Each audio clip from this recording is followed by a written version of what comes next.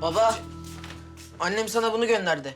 Ya o ne annem, pavyonda mıyız Allah aşkına, yan masadan bir şeyler göndertiyor ya. Kuvvet macunuymuş. Ver çocuk yapalım diye çocuğu alet ediyor. İyice delirdi he Allah aşkına ya. Baba bu tahta ne? Tahta işte. Sen okulda tahtaya kalkmıyor musun? Evde tahtayı görünce şaşırıyorsun. Allah aşkına Gıyasettin ya. Bu Nevizadeler bir şeyler çeviriyor. Benim bunu çözmem lazım. Çözeceğim. Şimdi az kaldı çözeceğim. Ferdi Carlos çuvalı aldılar. Toprak vardı.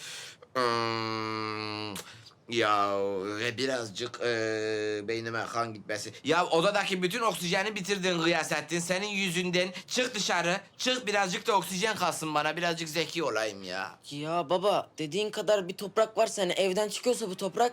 Hani evde bir yeri kazıyor olmasınlar bunlar. Evet.